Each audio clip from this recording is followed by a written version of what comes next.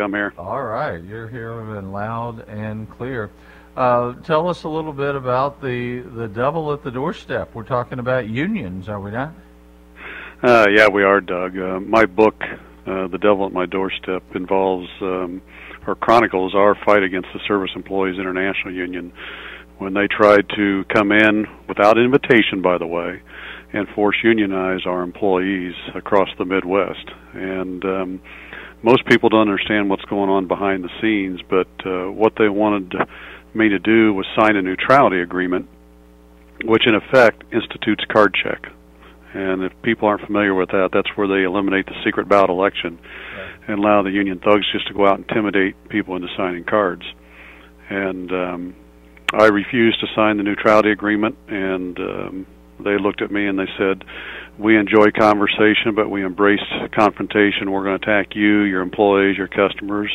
And they did, and we had a 5-year battle, and we ended up winning. And so I wrote the book, trying to wake America up. My goodness. Well, let's go ahead and tell our listeners, too, a little bit about your involvement. You're president and CEO of EMS, which is an industry leader in the field of environmental workplace maintenance. And this is a company that you had founded yourself, right? So tell us a little bit about, let's go back a little bit and tell us about EMS and starting that up. Well, I like to tell people, by the way, that I've got a master's degree in microbiology, and we clean toilets for a living. There you go. Lots of toilets, but qualified to be in Congress. There you go. And for years, I worked in the agribusiness industry and got out of that and got into the cleaning industry, commercial cleaning industry. And I worked for a guy for 3.5 years and left him and started EMS in 1989. And it was just me, and my wife went back to work as a legal secretary so we'd have income. And we've worked and grown the business over the years till the day that we operate in 38 states and have over 5,000 employees. Wow. So that prompted the SEIU to target your company. Tell us a little bit about how you first became aware that you were a target. Well, it's kind of interesting. It's important, and I talk about this in my book, but the reason I left the previous cleaning company I was with is because I didn't like the management style and how they treated people and that. So when we started EMS, we were very cognizant of the fact that we needed to treat people as human beings and with respect. And in our industry, quite honestly, over the years, there's been a lot of competitors who don't pay benefits and things like that. We started doing that in the mid-'90s, and so we were trying to do all the right things. And by 2005, when the SEIU notified me by a letter that they wanted to sit down and talk to me, I was shocked because I'm sitting there thinking, we're doing all the right things. Why are they coming after us? Right. And the answer is they're indiscriminate. They don't care who they come after because they're all about membership and membership dues. And so I ignored the letter, and then they started sending me emails and leaving me voicemails that would be in my best interest to sit down and talk with them. And Did the letter come with an accent? It's really in your best interest to sit down and talk with us a little bit. Go ahead. No, but their voicemails and that afterwards did, and I was we were familiar with the SEIU and their tactics, and the fact that they really don't do that much for employees except collect their dues and use them politically, and so we just ignored them, and then we finally had that meeting where they made that threat to me, and we went from there. Well, and when you got this letter, and you were surprised because, as you indicated, you and your wife have Barbara and daughter Callie, Mark's son, everyone, as a family operation, son Brian, successful engineer. So when you get this thing and it comes out of the clear blue, you said you're surprised. You must have been like, why am I so lucky? Why did I get this? What did you do at that point? Did you start to put some feelers out among the company to find out who might be, interested in coordinating with the SEIU? Did you ever discover who was the catalyst for this, or did you got 5,000 employees and that's a lot of union dues, and they just did it because they could? Well, that's the interesting thing, and this is what people don't understand. This is a business. The SEIU is a business. Most big labor organizations anymore are. And, years ago, back in the late 1800s, early 1900s, they served a valid purpose in helping employees. But, they've morphed into organizations that all they care about is political power and money. And I was aware of that. And the truth is their businesses, and what they do is they look at a region. Like when they first came after us, they had a 3 cities, 1 future concept. So they attacked us in Indianapolis, Cincinnati, Ohio, and Columbus, Ohio. And no employees invited them to come, okay? What they do is they look at it and say, hey, if we organize this many companies in these cities, and there's this many janitors times whatever they're going to charge for dues, this is our revenues, this is our cost, and this is what we'll make on the bottom end. And that's exactly how it happens. We're talking today about the SEIU. We're talking with David Vago, and he has got a book out, The Devil at My Doorstep, and the website for that is quite simply in one word, thedevilatmydoorstep.com, thedevilatmydoorstep.com. And this book chronicles the battle that David had with his family-owned operation, fighting off arguably, I guess, the most powerful union in the North American continent. SEIU has certainly got their tentacles everywhere, and they not probably the largest member of the AFL-CIO now, or well, they're huge. They're not actually affiliated with the AFL-CIO anymore. They're their own group. Yeah, they're their own groups, and last I knew, they had about 2.2 million members, which is puts them as the largest union in the country. And their president, past president, Andy Stern, was the gentleman that had been in the Obama White House 22 times in the first year. So it tells you a little bit about their political leanings and what they're doing to achieve their goals. Well, and tell us a little bit about the battle itself. So you got this letter. You figured out they were targeting your companies with your 3 affiliates in 3 specific areas. What happened then? Did any employees ever end up being, let's say, union Norma Ray types? I mean, did any of them step forward and said, David and the family have just been screwing us over. We got to go with the SEIU. We got blah blah. Did that ever occur? Did they ever entice anyone to become organizer, or did they even need to with the modern day with emails and social networking and everything else? Do they even need that? Well, it's interesting. They did a lot of. First of all, they did a lot of things. They started passing out flyers and brochures. They wrote letters to our customers to tell them how bad we were and how we abused and took advantage of employees. They had rallies in front of our buildings in Cincinnati and Indianapolis, in particular. Also in Pittsburgh and St. Louis, even though those weren't the main targets of attack. They had clergy groups that they recruited to help them make us look bad and go after our customers. They had union organizers on the street trying to intimidate our employees and that. And it went on and on. They filed unfair labor practices against us. They filed OSHA complaints against us, EEOC complaints, everything they could to make us break down and sign this neutrality agreement. The interesting thing is, after almost 3 years of this, they finally, their last ditch effort was to get some of our people to go on strike here in Indianapolis. And we have about 600 employees in the Indianapolis area. Out of that, they got 10 people to go on strike. And out of that, half of those we know were union salts, people they had salted into our ranks. So that kind of gives you an idea how much interest our people had.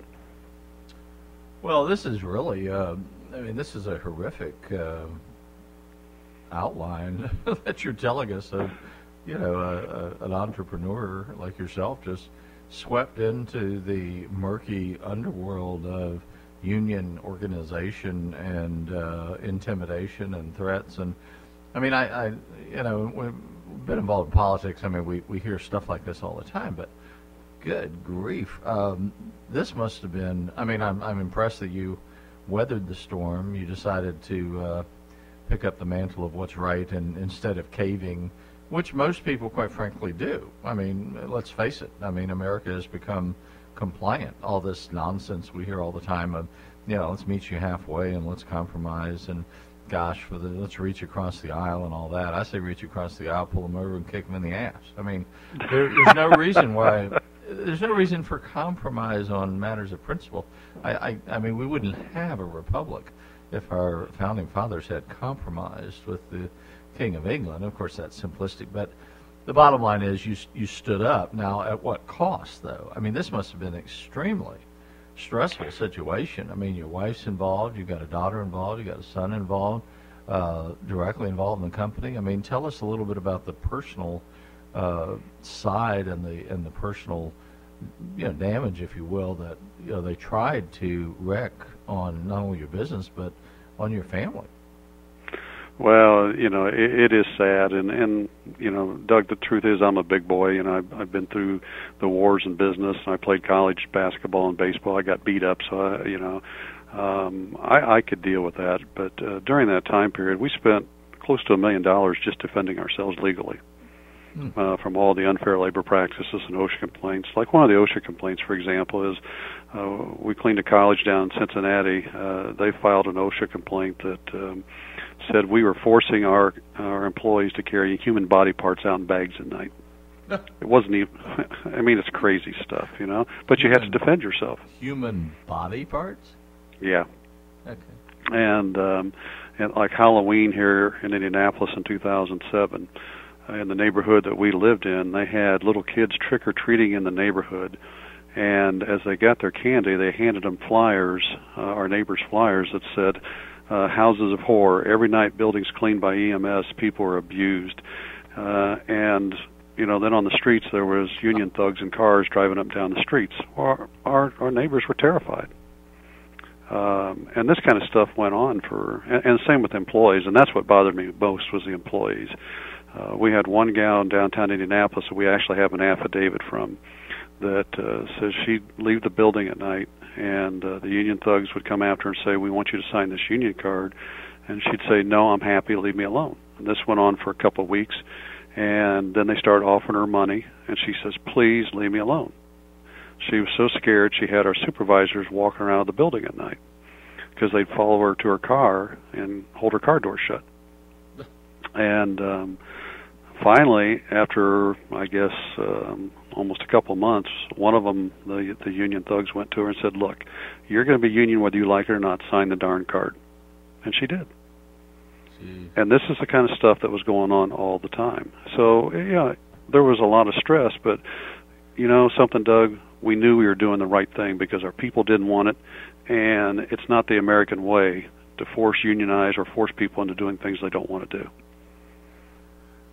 No, it really isn't. And you made a good observation earlier where you said, at the beginning of the 20th century, that unions actually did play a purpose, and I actually personally believe that too. I'm a big fan of Theodore Roosevelt, and in spite of some of my conservative Republicans who lambast him now as being a progressive, some call him a socialist, but child labor laws, labor laws, 40-hour work week, things of that nature, really were, I think, necessities for evening out, if you will, the incredible, the disconnect between business and corporate America and the Gilded Age, this uber wealthy and basically, kids that were making pennies a day and dying in fires and things like that. So I mean, I have the empathy and the historical perspective there to acknowledge what you said is absolutely correct. That at one point they served almost a humanitarian purpose, and probably some of the great union leaders of the legendary, iconic union leaders probably were good men. They were probably mostly all men, but you're right. Now it's become it's mob infested. Obviously, what you've outlined and what you outline in your book are some of the tactics that have been used by the mob. And now that they have a compliant government with them, that must be even more horrific, because you said $1 million in legal fees. I mean, that's not, that's not chicken feed. I mean, that's getting to be real money, especially if it's coming out of your pocket. And no one ever told you when you built a business model you need to set aside $1 million for fighting union organization, unwanted union organization. I mean, that must have been, and what's interesting too, and tell us a little about this, hurts the company and it hurts the employees too, because you're taking resources out of whatever, cash flow or wherever it came from, and you're applying it toward an expense that's totally unnecessary. Well, that's absolutely right, and that's the sad part about it, and then also the mental strain in that on everybody that's involved, including the employees. And the end of the day, if I'd have signed the agreement, which by the way I'm the only one in those cities that didn't, all the other major companies did, and our people now make as much or more money than the union people, have just as good or better benefits, and they don't pay the union dues every month. And all these poor people out there that didn't care for the union are having to pay the dues, and that's really the sad part of the whole thing. And on top of that, you have business owners that I've had them come to me since then. They said, "We wish we'd have stood with you because we see what's going on," and we've had other ones that come to us and said, "Dave, we agree with you, and we believe in your fight, but quite honestly, we don't want it to be attacked by the unions, because if we did, we would fold. We couldn't put up with the pressure." Well, you've got quite a compelling story, David. Again, the book title is The Devil at My Doorstep. The website is thedevilatmydoorstep.com. We urge all of you to pick this book up and go to the website and join in the cause. Now, David, you're not just leaving it here with a book. You're not just publishing the book and saying, "Okay, that's it, I'm done." What is your agenda for the foreseeable future? Well, I have two or three things I'm working on right now. One is I do have a blog where I talk about some of the stuff and what's going on behind the scenes, because with the current administration, through executive orders and regulation changes, they are trying to give the unions and big labor a big advantage over businesses so they can force unionize people. In fact, last week they came out with a regulation where they're going to speed up elections, which is just a card check through the back door. The other thing that I do is that I'm working on right to work for here in Indiana. I know you have it down in Florida, but yes, we do. God save us! I tell you, if we didn't have that, of course, that's in our Constitution. So the unions have tried to take it out, but they, requires a majority, 60% vote. So anyway, go ahead. Right. I didn't mean to interrupt you, but yeah, that's a great. Well, that's fine. No, I'm working with that. I'm working with some of the legislators and the governor to try and get that passed here in Indiana. And then the third thing is I do have a new book that's going to be coming out here, I hope, at the end of the year.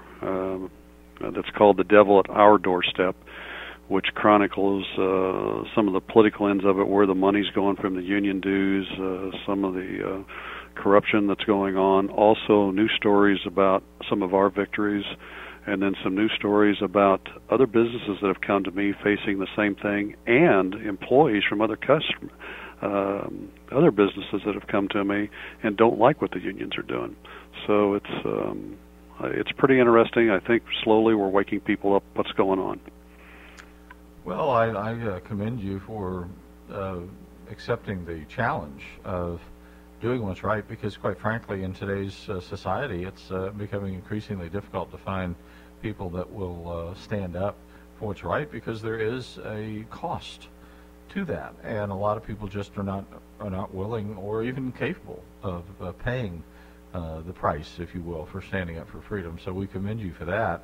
I can't, to me it's unimaginable, some of the things that you just touched on briefly. And I assume in the book, which I don't have a copy of for some reason, Devil at My Doorstep, in the book you outline exactly what happened and how this went down chronologically and things like that. Yeah, we did, and all the stories in that. The Halloween thing was pretty clever, and how wonderful is that? Terrorize your neighbors. So they say they would get a treat, or they'd get a treat, and then they'd return it with a trick. Right. It's I mean, and they are clever people. They come up with a lot of different things. It's like the clergy people. Well, it's always good to get the church involved. It must have been the Catholic Church, because they're willing accomplices down here with all the immigration issues and everything else. Every time we start talking about shipping out illegal aliens, the church starts attacking us for being, inhuman. Well, if I may, let me tell you a quick story about the church that you won't believe. They get this group together called Interfaith Workers Justice Group. Does it out of Chicago to support these union initiatives. And they wanted to have a meeting with me and my daughter Kelly. And we talk about this in the book. But I went in to sit down, and there were 6 clergy people. The first, a Methodist member. And he looked at me and he says, "David, we want you to be neutral."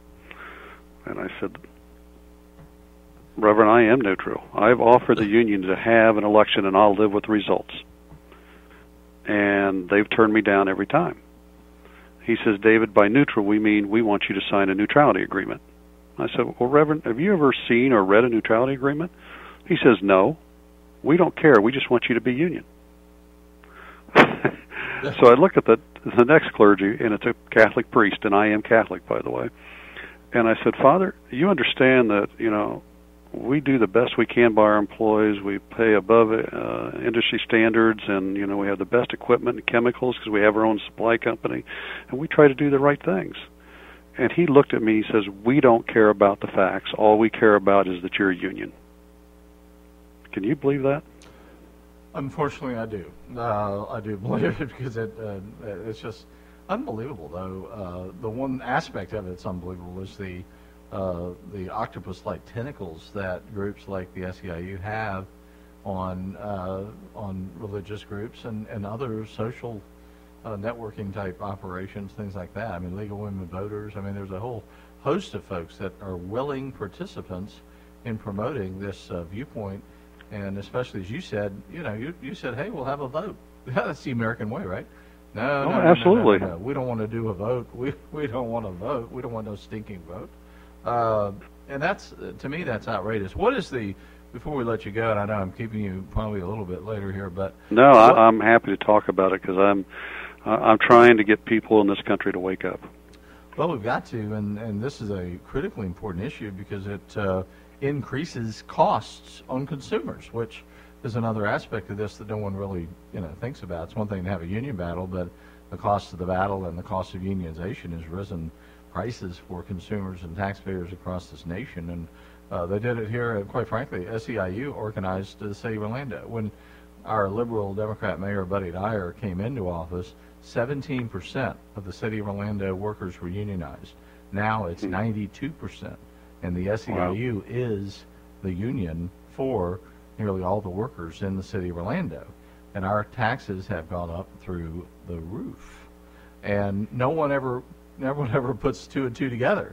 And we try and put 2 and 2 together and come up with 4, actually. And the media's like, that's not really news. Well, that's the problem. The mainstream media won't pick it up, and for a couple of reasons. One, they're sympathetic to the unions for the most part. The second is they're afraid of them. It's kind of like, well, I can see why. Yeah, like Glenn Beck. He was on Fox for a long time, and he started going after the SEIU. Then all of a sudden he got quiet. Then a year later he's gone. Mm-hmm. Well, I believe a lot of that is due to the fact that we heard behind the scenes that the SEIU went to Fox and said, "Look, if you don't have him, tone it down, we're going to go after your advertisers." Mm-hmm. Well, that's where they get their money. Right. Fox is a business just like anyone else. We're a Fox affiliate, but we've had problems with Fox also because they've not printed the truth. They print the truth more than anyone else, but sometimes they are, any business is susceptible to a type of pressure. So I'm trying to think of what I was going to what I was going to ask was, what is the current status of the card legislation? Because it was my understanding 3 years ago when they made a huge push for this, and everyone said it would be a done deal by the end of the year or whatever, and then it got killed off. What is the current status? Is this thing on life support? Is SEIU still pushing it? What's the deal? Well, here's the problem. From a legislative standpoint, it's dead right now because, in the 2010 elections, they lost the House. So they couldn't get it through. But what this president is trying to do with his recess appointees, Craig Becker and Mark Pierce, is they're trying to change all the regulations in the National Labor Relations Board so that they can prosecute what they call corporate campaigns. The unions can. That's what they ran against me, a corporate campaign. And so that the employers are at a big disadvantage, and they'll just cave in and sign the neutrality agreement. And this neutrality agreement, and I didn't tell you the language in this, but in it, it eliminates the secret ballot election and goes to card check, okay? It puts a gag order on the employer so he can't talk to his employees. You have to sign a letter written by the union that says basically you're in agreement with this process. And the worst part of it is you got to give a list of all your employees and their home addresses so the union thugs can go to their houses and push their way in and make them sign cards. And that's what this president and the National Labor Relations Board is trying to achieve right now. And I have to tell you, based on some of the changes they've already made right now and some more they've got on the docket they're trying to get done before the end of the year, if we had to fight the same battle again with them, I'm not sure we'd win. Well, that's not good. Well, we salute you for everything that you're doing, David, and we'll have you back on another 2, 3, 4 weeks and tell us what the status is. I want everyone to pick up your book. It'll be a great Christmas present, The Devil at My Doorstep, so everyone can understand the tremendous tentacles this organization has. And I really salute you and your family, especially your wife and your daughter.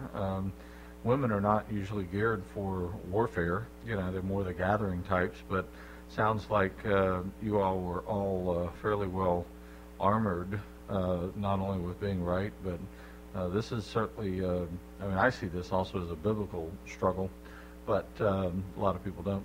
But anyway, I really appreciate you joining us here today, and we support your efforts 100%, and we have, you know, a fairly extensive political operation down here too, so keep us informed of that. In addition to the Guetzloe Report and the Phoenix Network, we have a very extensive conservative political operation. So we'll be more than happy to lend our support to those of you in Indiana that are fighting the good fight, because we are fortunate to have, we are a right-to-work state, and that was placed in the Constitution in '54, and they've tried to take it out, and they just can't. So if we didn't have that, we would have the stories like you have every day down here.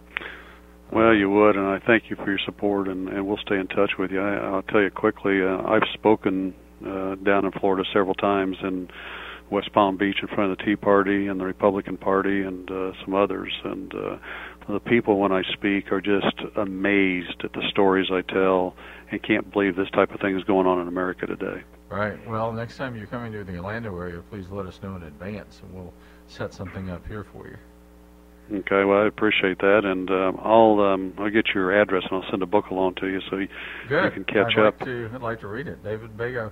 Go to the website, thedevilatmydoorstep.com. All right, David. Thanks for joining us. Godspeed with your continued success. Well, thanks, Doug. You have a great day now. All right. Thank you. You're listening to the Guetzloe Report, the voice of the people.